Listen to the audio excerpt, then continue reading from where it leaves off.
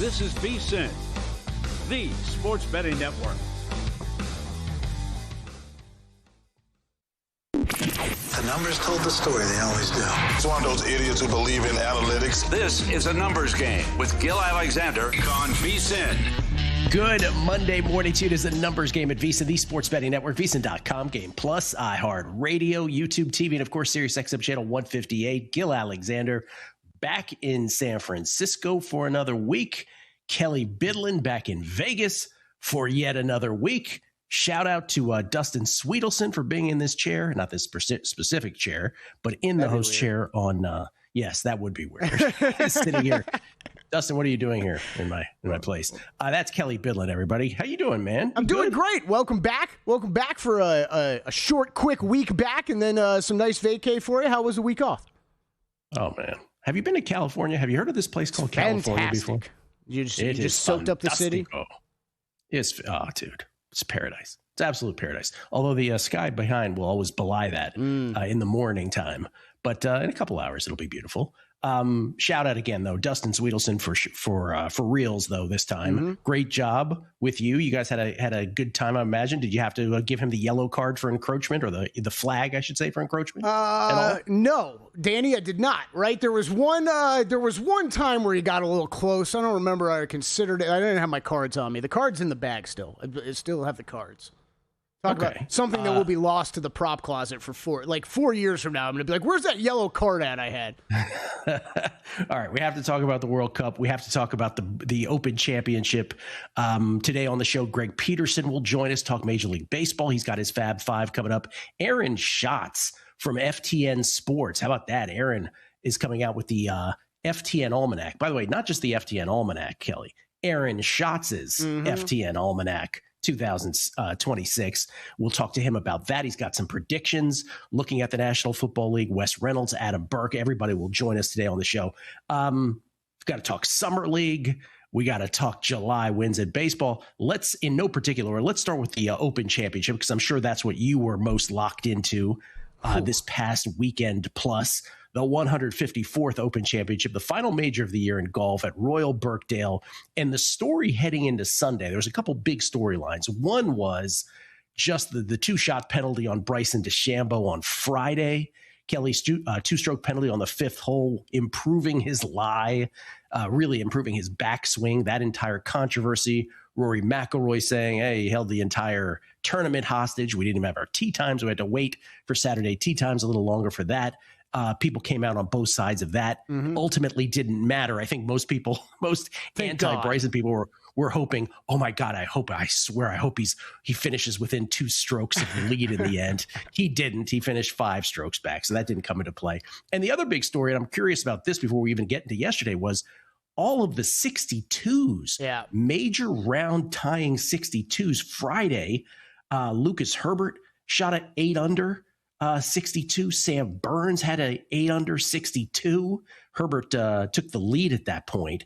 And then Saturday, the eventual winner, and congratulations to anybody who had Ryan Fox at 150-1 pre-flop or anything in between then and the end.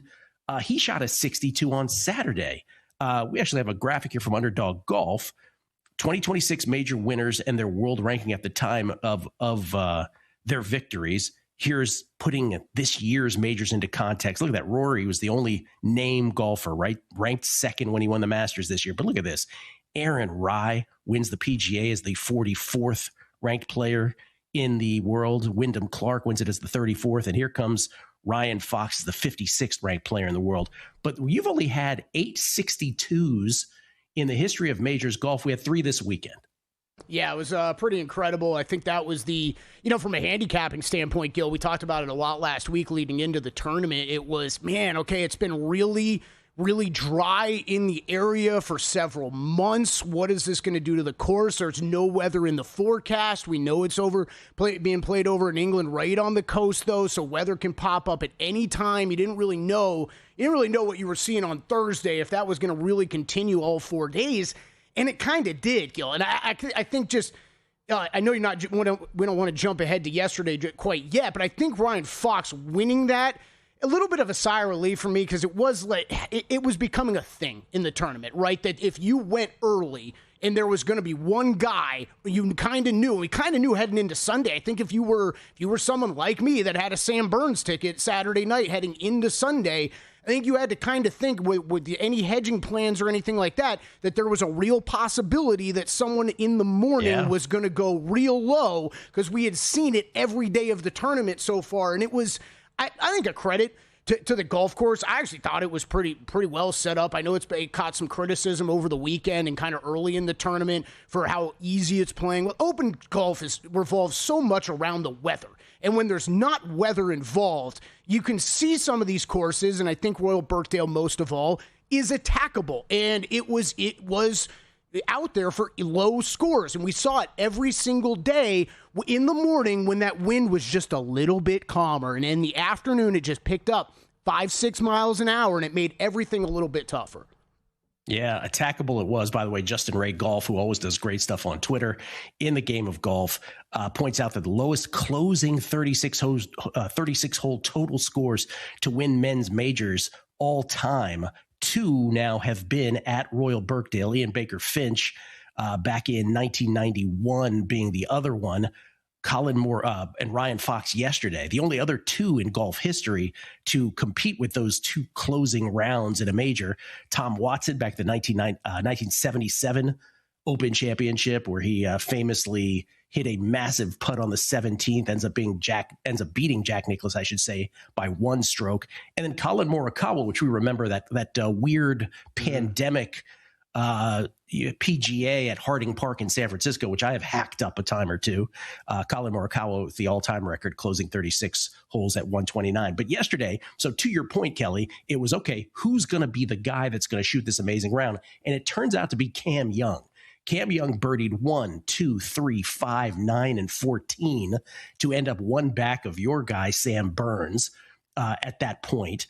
Young then birdied 17 to take the co-lead with Siwoo Kim at that point at 10 under. Kim would later fall off. Ryan Fox was sort of toggling between 9 under and 7 under the whole time. But Young gets to 18. He's at 10 under. And you're thinking, okay, this round, if you're looking for the 62, he may not get to 62, but what about a 63 here at least?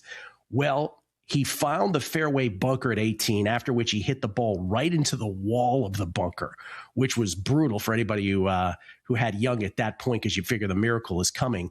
The ball ended up to the right of him.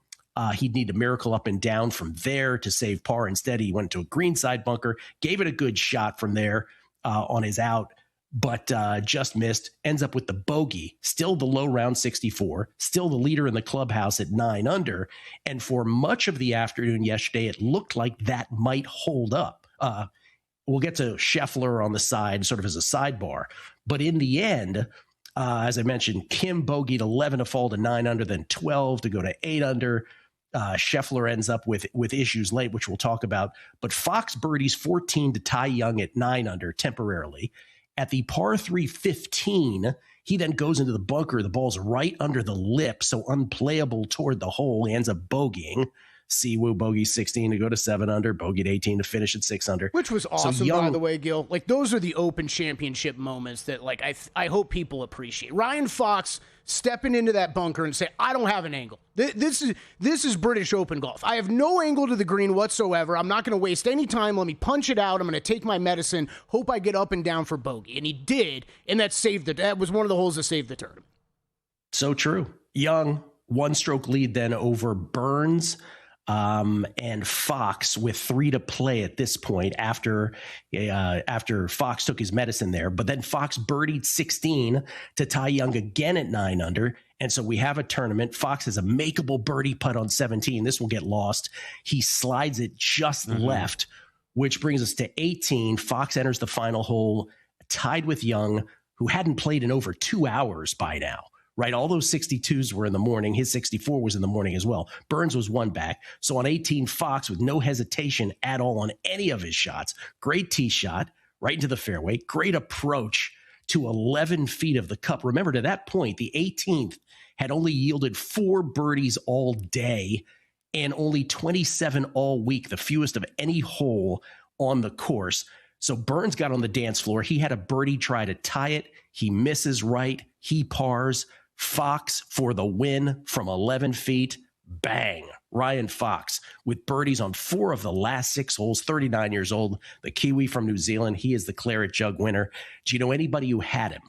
No, I did not. I'm happy to see for Fox, though. I think that like Cameron Young, I don't think that's the way we want to see Cameron Young pick up a major win, right? They're kind of backing into it. And look, it was really, I'm on Burns. I'm not happy about it. Like there were guys with opportunities here, right? Siwoo Kim, I had a top 20 bet on. Like there were plenty of opportunities to go out and take this thing. And you always want to see that, right? I'm never going to be upset. Fox stepped up at the end in those closing holes, went out there and won the damn thing. So I'm happy for him. Just an absolute red hot putting performance over the weekend. It's one of those that it's kind of hard to lose when you putt like he did over the weekend. Over 8 strokes gained over the field just on Saturday and Sunday alone. It's an amazing year of golf, and I'm curious, you as a golf handicapper, because just contextualizing what we said earlier about besides Rory winning the Masters, every major winner was kind of, to varying degrees out of left field. Yeah. Certainly Aaron Rai and Ryan Fox a little more out of left field than Wyndham Clark, according to some. But then, Underdog Golf putting in context here as well. Best cumulative scores to par in all the 2026 majors combined among those who made all 4 cuts. Scheffler and Burns, 20 under. Neither won a major this year. Remember that Scheffler bet was like minus 115 for him to win a major this year. It didn't happen. Schauffele 13 under collectively. There's McIlroy, the only major winner on this board at 11 under, along with Cam Young. Obear 10 under. Morikawa 6 under. Only in that entire group, only McIlroy ends up actually winning a major, specifically the green jacket. So just a crazy year. We'll talk more about golf because I want to ask you about Sam Burns, about Siwoo, about Scheffler, World Cup as well. It's a numbers game at VSiN. Racetrack Television Network brings you every race, from every track, on every screen, every day. With monthly packages starting as low as $5, RTN gives you great value and access to more live HD streaming and race replays than anyone. Visit RTN.tv today to sign up and watch on almost any device, including Roku and Amazon Fire. Use promo code TRYRTN for a 5-day free trial. This is VSiN, a network of sports betting analysts, writers, hosts, and handicappers, all here to help you become a more confident bettor. We broadcast live every day from Las Vegas, the sports betting capital of the world, and from studios across the country, giving you insight from every angle of the action. Take VSiN with you wherever you go with the VSiN Watch app, or catch us on streaming platforms and regional sports networks. You can also listen live on SiriusXM channel 158 and on radio stations nationwide. Check out VSiN.com as well for betting tools, exclusive betting splits, AI-powered player prop projections from Opta, pro picks for every game, plus in-depth betting guides and articles built to give you an edge. From sharp betting analysis and daily best bets to insider interviews and expert breakdowns, VSiN is your trusted source for everything happening in the world of sports betting. See everything we have to offer at VSiN.com and become part of the Sports Betting Network. On the next edition of Follow the Money, Paulie returns alongside John Jastrzemski. Full slate Major League Baseball with the trade deadline ticking. Are there any bets to be made before the Stars are on the move? The World Cup will be over, but NFL training camp is kicking off. We're diving in to find out the best NFL futures on the books. Both guys are going to like plenty on that Major League Baseball slate. Follow the Money, 4 to 7 Eastern time on VSiN, the Sports Betting Network, now on SiriusXM channel 158. Check out the website for all of our betting tools and analysis, or get the VSiN Watch app.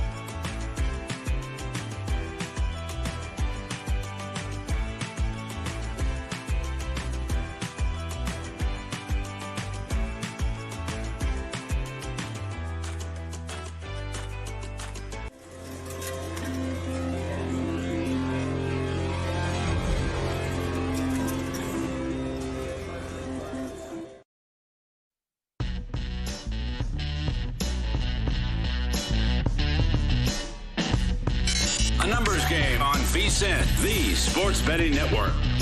The NFL preseason is only a couple weeks away, and the best bettors are already getting ahead. Lock in early bird pricing on our football special for just $175 before the price goes up next month. You'll get instant access to our 2026-27 NFL betting guide, plus our upcoming college football betting guide. Let's go. Giving you everything you need to attack futures, win totals, conference races, and the upcoming season before kickoff. And the sooner you sign up, the more value you get with full VSiN Pro access to everything we do across every sport through the Super Bowl. That includes daily best bets, real-time betting splits from DraftKings and Circa, AI-powered prop projections, and 24/7 video on the VSiN Watch app. Head to VSiN.com/subscribe now. That's VSIN.com/subscribe. Gil Alexander in San Francisco. Kelly Bidlin back in Las Vegas. Before we go any further, tennis plays for the day. Actually, tennis plays singular. So since I left you, Kelly, it's been over a week now. Since you've been gone. Sorry, that just popped in. That's correct. That's right. Kelly Clarkson, everybody making an appearance. Yeah. Wimbledon was a net loss, little bit, not too, and not so dramatic in the end because the last couple days were good. And then it goes back to clay with a little bit of hard courts dashed in before it's all hard courts, and was just murdering tennis for most of the week. For subscribers, VSiN.com/picks was 11-3 on the plays with a lot of dogs in there, and 2 of the 3 losses were impossible losses, by the way. So it could have been even better. Then, like a record scratch, screeched to a halt with a really bad Friday and Saturday. And then this morning, a carryover from yesterday because they didn't get to play the finals. I already forget what city it was, but it was the Paula Badosa Maya Sharif match. We had Maya Sharif as a big dog, plus 157, up 6-4 love, and Badosa takes her toys and goes home. Oof. Brutality. Now, you get paid on some of your skin stuff, but we always go back and revert to our oldest shops, which was Bookmaker, and some of the ones that don't grade after a set. So we don't count it as a win here, even though you probably got paid at a lot of places. That ends up being a refund at the old school shops. The one that has already started, we're in the third set. We're up a break in the third, is Titouan Droguet, the Frenchman, plus 101 versus Camilo Ugo Carabelli, the Argentine. That one's already in motion. Hope you're on that. Hope we can hold 3 more times. What could go wrong, Kelly? Just 3 more holds on that. Nothing. What could go wrong? Sam Burns outright. Two-shot lead yesterday. Yeah. which we have to talk about, by the way. And last one, there is one tennis play that has not started yet. If you are interested, this is on clay. It is Vít Kopřiva. Kopřiva. Wow, I believe that's pronounced. These are fantastic. Yeah, Vít Kopřiva. Okay. No, it's Vít Kopřiva. I believe you pronounce it with a Z sound. Okay. Vít Kopřiva against Ignacio Buzet. So Vít Kopřiva as a plus 155 dog is the play in that one. That's the one that hasn't started yet, if you're interested in playing some tennis today. Golf. Let's get back to golf quick because let's make the point. It might be our last chance. It won't be our last chance, but certainly it's the last major. So it's a good time to say this. You had Sam Burns. I'll just give it entree by saying this. Burns, 54-hole lead a year ago at the U.S. Open. Finished 1 shot back of Wyndham Clark a few weeks ago at the Open, the U.S. Open. Set up for him again on Sunday after going 62 and 65 in rounds 2 and 3, the lowest consecutive round scores in major championship history, Kelly. Sorry, don't mean to rub it in. And that gave him a 2-shot lead, right? After 54 holes over Fox and Siwoo Kim, and we know what happened yesterday. We just went through it. You had Burns. It's a great bet that does not get home, and it's just for new golf bettors or newish golf bettors, just a reminder how hard it is to hit outrights. 100%. And it's and look, if it's something that you're getting into, maybe you're new to betting golf and you're doing it maybe more frequently than just the majors.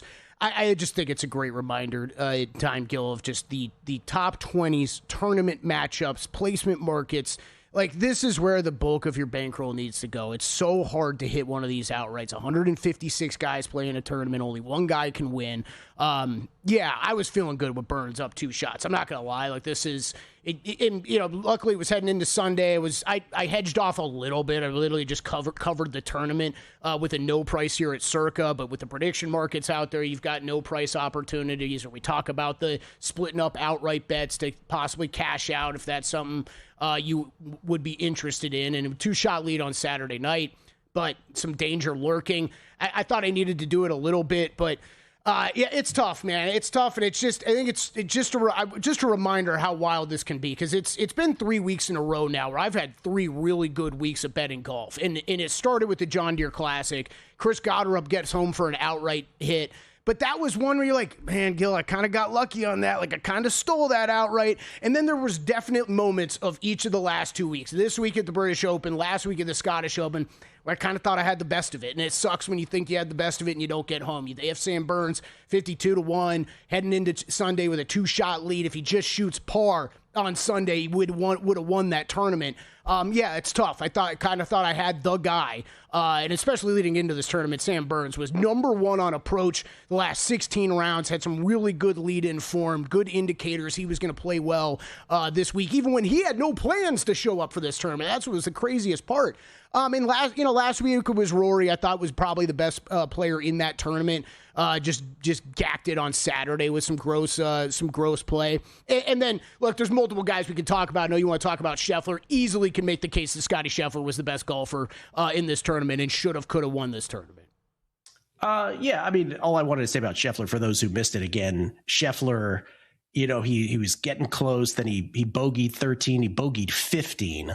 So he really needed to birdie out. He birdied 16 to get to 7 under, so 2 behind Young, but then loses it, like just throws a tantrum when his drive goes far left on 17, then goes for a hero shot, which when he's even further left, he then sends a provisional into the gallery, but because of a relief break. So here was the story on this. He hit a 3-wood that sailed about 100 yards offline into a hospitality tent area because the ball was not found. He hit a provisional ball to protect his score. However, the rules official determined that the original ball was, quote, known or virtually certain, unquote, to have come to rest inside a TIO, a temporary immovable obstruction, the grandstands and hospitality tent. So he was given relief. He got a great lie. What do you know? Up and down from there for birdie. Yeah. And then he ends up on 18, though, not being able to take advantage, one back. He ends up needing birdie, but he's right off of the fairway. Then he ends up on the other side of the green bunker, needed a hole out from there, went for it with a putter, never had a chance. So he doesn't win and he bogeys. But that's the Scotty Scheffler story. So again, for those who, because I have a buddy in DC, he's like, oh, I got Cam Young, I got Scheffler, I got Fleetwood, right? He's circling the drain, if you will. But it's just so hard to hit even when you have the big names. My other thing is a guy like Siwoo Kim, just a little golf 101 betting from you is, Siwoo ends up with another top 10. He's got the most top 10s on tour this year, but it is only his second top 10 now in 38 majors. And I wonder, for those who considered betting Siwoo yesterday or who did bet Siwoo, is that what you guys call your win equity thing, where it's just like, yeah, but I just don't know if he can ever win these. Oh, yeah, absolutely, Gil. Absolutely. I was talking, Matt Brown had a Sam Burns ticket too. We were talking on Saturday about how we were going to kind of approach this. And I think both of us were like, well, the ultimate kick to the pants is going to be if Siwoo Kim goes on and wins this thing and Sam Burns finishes runner-up for how much we've bet Siwoo Kim over the years. It's just, I think, a reminder that Siwoo Kim is so perfect for your top 10s and top 20s, and he played his part to perfection in how he's supposed to play, or how we expect him to play as bettors down the stretch. Gil, I think that's really what I felt there. But, you do feel bad for the guy. He's had the best season. This season has been his best year of his career. And as much as we talked about Siwoo Kim, I don't think we've talked about him as much this year with how many top 20 finishes, incredible play he's had. And one thing I love about Siwoo, and this is where it makes him very attractive to bet and hard to bet. He is one of the best approach players on the planet. And this was, when you're coming down into a round like that yesterday, that's a weapon you want to have. Siwoo Kim is probably known on the PGA Tour as the most aggressive approach player on the planet, and it is, it's fun in a final round like that. He's going to go for the kill shot, and he was trying to on a couple of those greens, and just was off a little bit, and then couldn't get the putter working down the stretch. Yeah, hell of a tournament. Congratulations to anybody out there who had Ryan Fox again, 150-1 or anything in between there, and when he finally sunk that final putt at 18 yesterday. It has been a spectacular. Just real quick, Gil. Sorry, Fox. I think Ryan Fox, Gary Woodland. Just shout out to some of these older guys who have always been long off the tee, and we were wondering if that was going to become a thing this week, and it absolutely did. It was dry. It was easy to hit it out of that rough. Just bomb it down, figure it out. But these guys that are a little bit older, that are maybe ahead of where we saw the technology come into play with some of the younger guys in that era, you could say. These older guys that still have the distance off the tee, leaning into that and kind of developing the rest of their game around it. I think Woodland and Ryan Fox are perfect examples of that. All right, I promise we'll talk World Cup here coming up momentarily because that's what we spent the most time on in the month of July. It has been a spectacular betting July between tennis, draws of the World Cup, baseball. We'll get into all of that. But Greg Peterson's Fab Five in between next on A Numbers Game at VSiN, the Sports Betting Network. The biggest contest we've ever seen. Seriously, what's the guarantee? They're still talking about it. I think it's time to put the rumors to rest. Showtime. $30 million. $30 million? $30 million? $30 million? That's $30 million guaranteed. 3 contests, multiple ways to win, no rate. Entry starting at $1,000. Enter in Nevada, played from anywhere. Elevate your sports betting game with VSiN's exclusive betting splits. Stay ahead with real-time market trends and track bet percentages on any matchup. Then uncover the edge by comparing them to the amount of bets placed to find out where the sharp money is headed. Upgrade to VSiN Pro to access betting splits, live odds, line moves, power ratings, and in-depth game analysis. Go to vsin.com/pro to join VSiN, the sports betting network.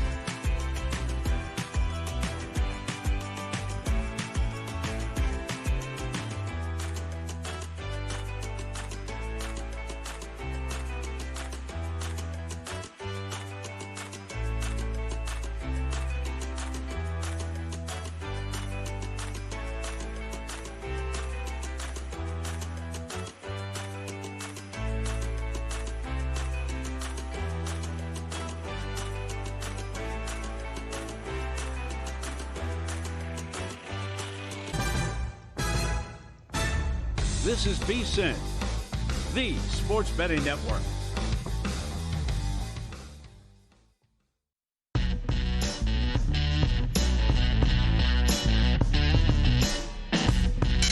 The Numbers Game on VSiN, the Sports Betting Network. Don't forget about the Sharp Plays, unmatched transparency with records updated daily, AI betting analysis, real-time global betting info, and alerts directly from the pros. Check them out. Scan the QR code for more at sharpplays.com. We get tweets at Beating the Book. Always appreciate the feedback. Missed y'all. This is from Trip Tepper. Had Cam Young 25-1, which I grabbed live early in the final round. Glad the golf major season is over since this year has delivered multiple gut punches on outrights. Happy for Fox, but a playoff would have been the ideal scenario yesterday to guarantee a profit. Trip, I'm sure you were not alone with Cam Young futures. New Jersey, New York, regarding the Open, I had Sky Sports coverage of the final day. I had a Cam Young outright at a bad price. The Sky analyst interviewed him after his bogey on 18 and shot a 64. And he flat out said, quote, I really wish I was on minus 10 because there's a lot of guys who can hit that. Yeah, he knew 10 under was the mark. Jason H11, I had outrights on Young, Burns, and Kim. To say I was disappointed by Fox is an understatement. This happens too much to me in golf. Sorry, I'm out. I'll watch, but not wasting any more bankroll. I think a lot of people feel that way about golf sometimes. My buddy, again, in D.C., he had Scheffler, he had Young, he had Fleetwood, right? I was talking, and I was just like, these are all great bets, man, but it's golf. Like, one of these dudes can come in and just scoop everything. And that's exactly what happened. Locked in sports. Let's go today. MLB is back. Greg Peterson standing by to give us some plays. PK Mountain Steeler Den. No. Welcome back, Il, but it is Since You've Been Gone by Rainbow. Did they do the original before Kelly Clarkson? Is that what I'm getting? Sure. Darren Frazier. Gilly is back and all is right in the world again. Thank you. Although Kelly and Dustin, the bearded sports brothers, make a great team. Welcome back. We'll still enjoy the city. Still enjoying the city, Gilly. Let's make some money this week. Let us make some money. Jaco Bellis at Wapisi Capital. He's the guy responsible for the Todd Wishnev purple face. He said World Cup final had 1,540,000,000 plus in volume. Yes, that's 3 commas. I don't know. Is that at Kalshi? Is that at Polymarket? Which shop was that at? I don't know what your on Kalshi, which one you're talking about. He says. But again, let's have the. Oh, it does say Kalshi. Yeah, underneath it, he said. Underneath it, say Kalshi. So again, volume on prediction markets does not exactly equate to handle, as we know from traditional sports books, right? Because volume, sometimes it's market maker to better. So those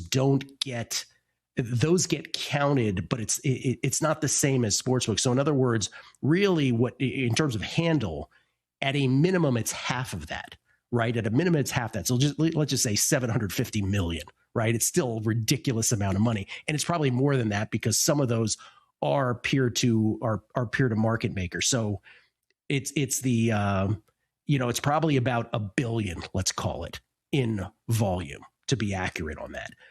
Kurz fluffy.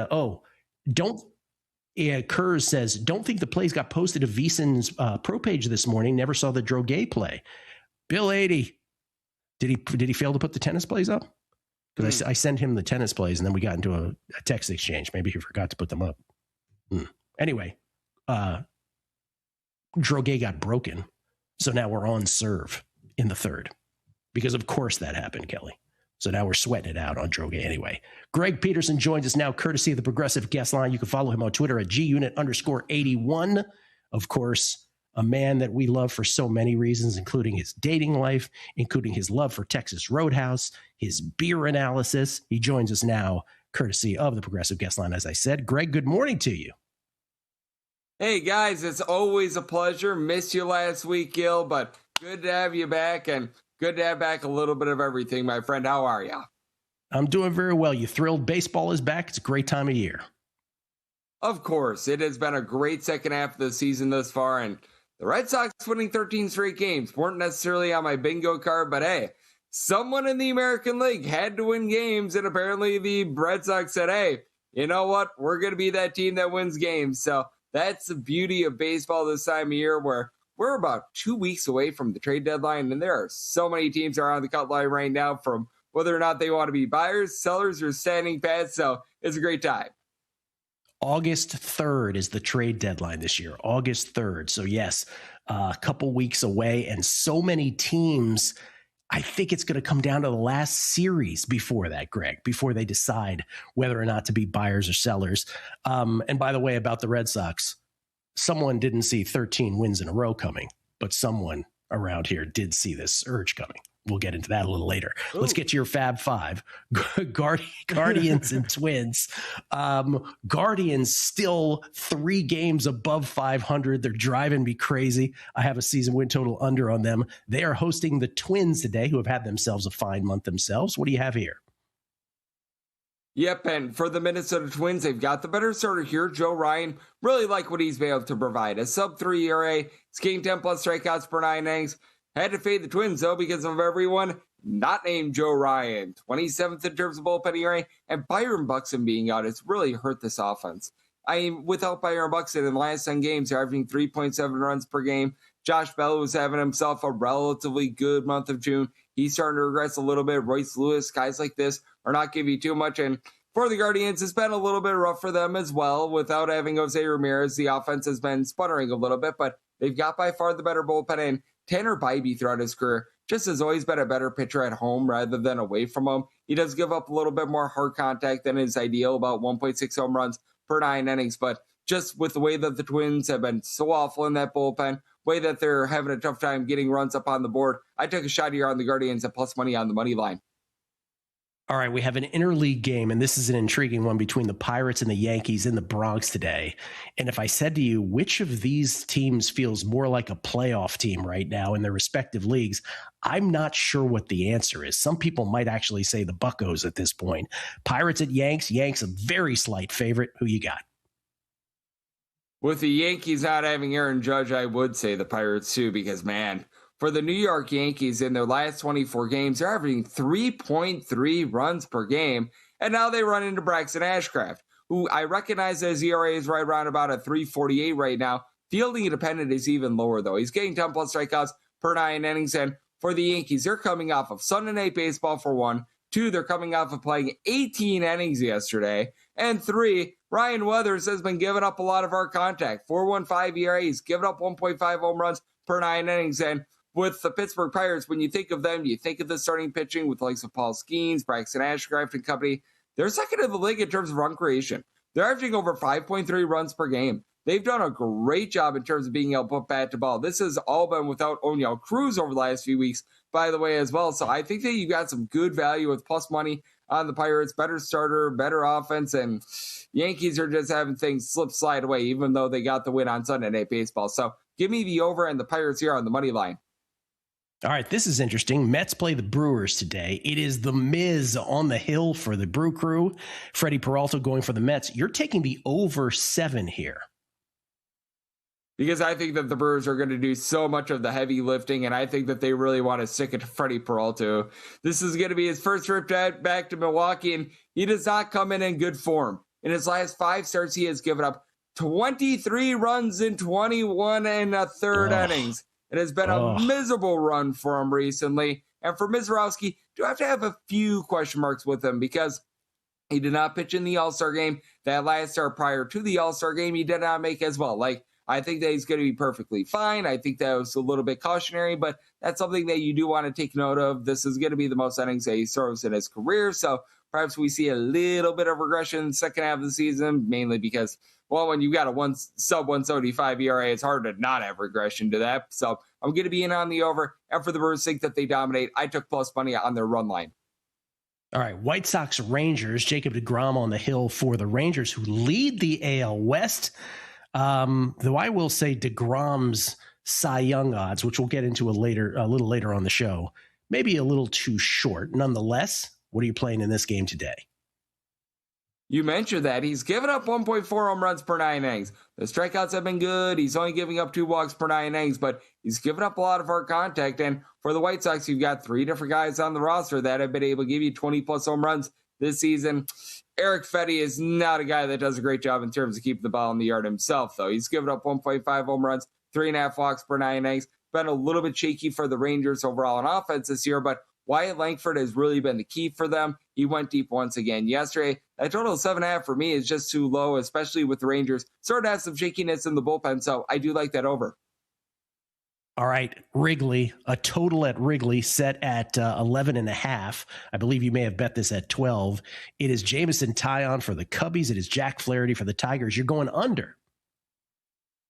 Yep, this was 12 overnight. We're now seeing more in the neighborhood of 11.5, and still like it, the 11.5 to the under. Now, James Tatia making his first start in about 40 or so days. But for Jack Flaherty, even though he's been giving up the 4.4 walks per 9 innings, what really suppresses the offense here is the fact that Flaherty gets over 10 strikeouts per 9 innings. Hard to be able to get the ball in the yard if you're not hitting the ball whatsoever. Tigers have also been a bottom 10 team in terms of run creation as well. So a little bit too high of a total here, even though you've got the wind blowing out and you got a hotter day out there in Wrigley. So going to be in on that under in the Tigers versus Cubs game. Greg, when I'm back in town, Texas Roadhouse. Me and you, let's do it. Yes, absolutely. I am fired up for it, my friend. Thank you. Greg Peterson, everybody, at GUnit_81. Kelly, you're invited too if you want to come. Yay! Thanks, sir. World Cup, July wins MLB next. You make me go loco, baby, yeah, that shit makes me crazy, yeah, that shit makes me crazy. You make me go loco, loco. You make me go loco, baby, yeah, that shit makes me crazy, yeah, that shit makes me crazy, yeah, that shit makes me crazy. You make me go loco, baby, yeah, that shit makes me crazy, yeah, that shit makes me crazy. You make me go loco, loco. You make me go loco, baby, yeah, that shit makes me. The party never stops at Stadium Swim. You make me go loco, loco. Your favorite VSiN shows and personalities are now available to download as podcasts. Catch every hour of our live broadcast with VSiN Best Bets, or find your go-to show and download it directly. Get instant reactions to last night's games, sharp analysis on today's biggest matchups, and everything in between. Whether you're commuting, working out, or just catching up, VSiN lets you take the action with you wherever and whenever you want. Search VSiN on your favorite podcast platform and get in on the action with VSiN, the sports betting network.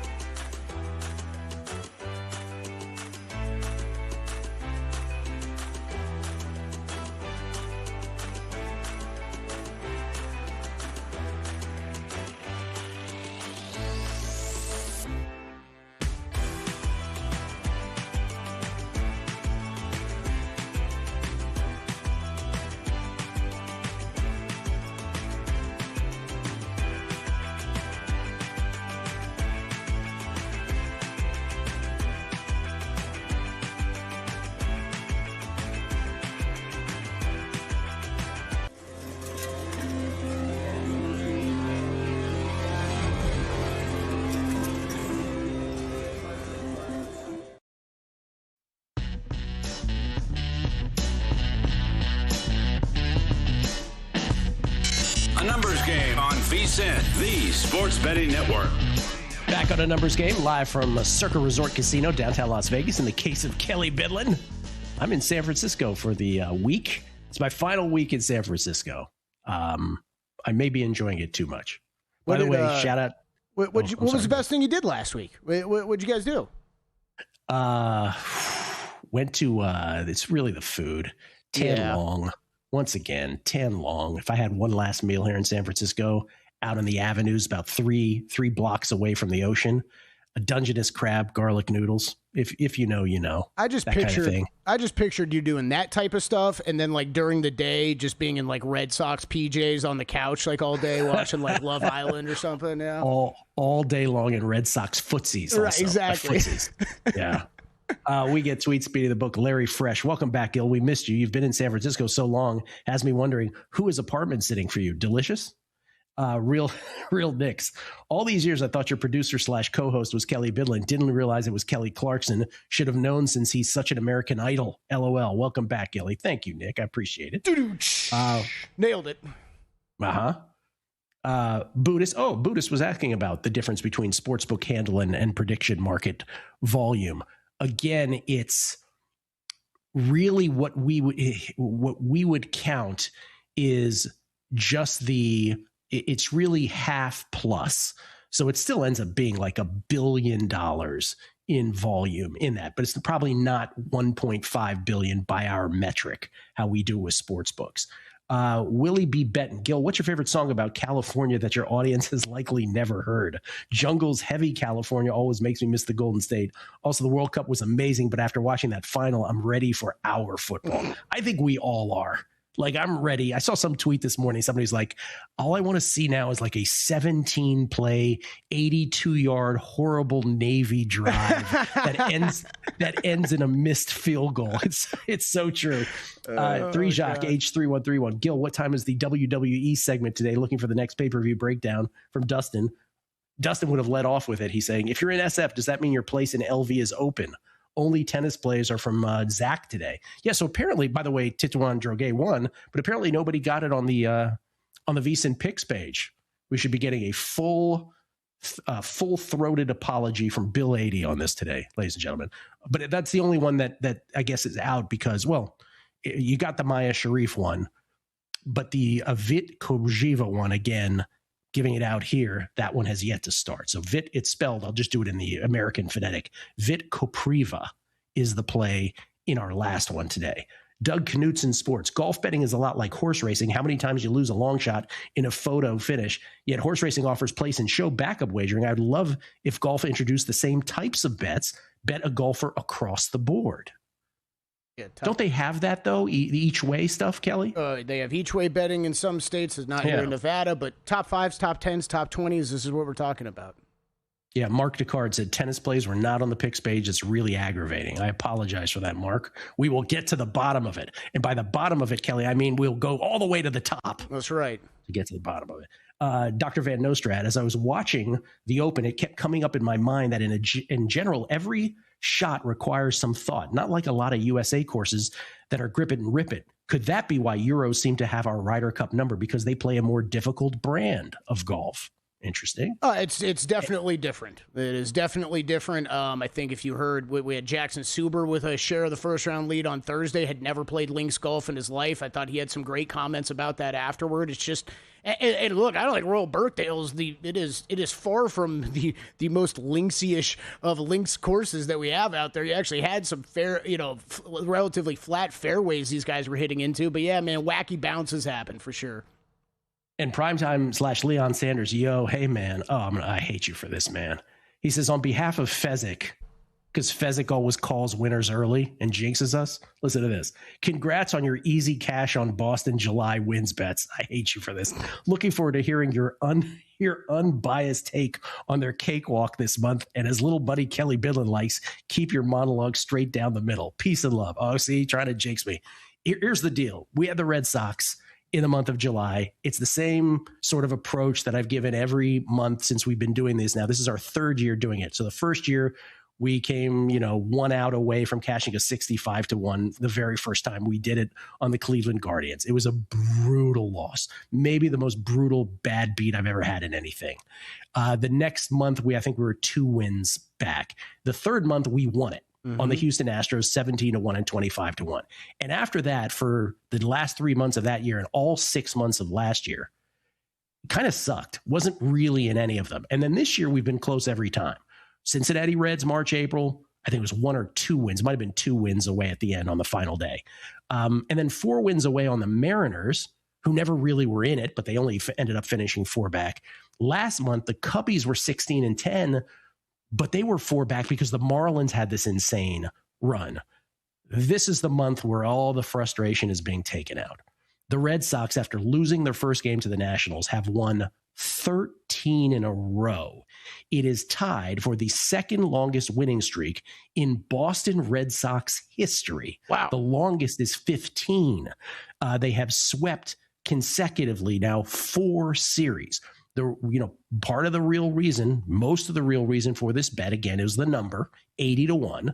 Because I said the Brewers were the rightful short shot, right? And the Brewers are on that graphic right there, 3 wins behind. But the Red Sox at 80-1, the schedule is just cake. And the Cubs couldn't take advantage of their cake schedule last month. The Red Sox have. So it gets into a broader discussion. Would you bet them for AL pennant? I don't know that or AL East. I don't know that it would, because after this month, their schedule is one of the hardest remaining in all of baseball. But so far, it has worked out beautifully.